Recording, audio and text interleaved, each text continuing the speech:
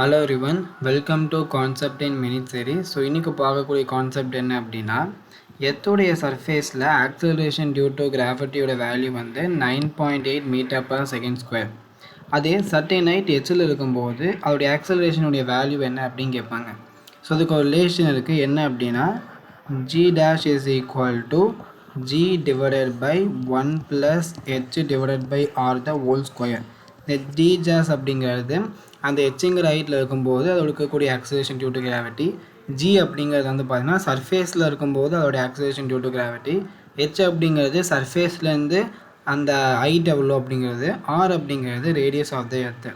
இதை பேஸ் பண்ணி ஒரு ப்ராப்ளம் சால்வ் பண்ணுவோம். அதுக்கு முன்னாடி இங்கே வந்து நம்ம வந்து வெயிட்டை வச்சு இதில் வந்து ஆக்சலேஷன் டியூ டு கிராவிட்டி கொடுத்துருக்கோமா, இதே மாதிரி வெயிட் வச்சு கேட்பாங்க. அப்போ நீங்கள் என்ன பண்ணணும்னா மாஸாக மல்டிப்ளை பண்ணிங்கன்னா முடிஞ்சது. ஸோ வெயிட் வச்சு கேட்டாங்கன்னா இந்த ஃபார்மில் யூஸ் பண்ணிக்கோங்க. இப்போது நம்ம நீட் கொஸ்டின் பார்க்கலாம். ஸோ என்ன கேட்குறாங்க அப்படின்னா, சர்ஃபேஸில் வந்து அதோடைய வெயிட் வந்து 48 நியூட்டன் கொடுத்துருக்காங்க. அப்போ வந்து பார்த்தீங்க அப்படின்னா 1/3 ஆஃப் த ரேடியஸ், அதாவது ஹைட் வந்து பார்த்தீங்கன்னா r/3 அந்த அளவுக்கு இருக்கும்போது அந்த வெயிட் வந்து எவ்வளோ இருக்கும் அப்படின்னு கேட்குறாங்க. ஸோ டேரக்ட் ஃபார்முலா கொஸ்டின் தான், ஒன்றுமே இல்லை.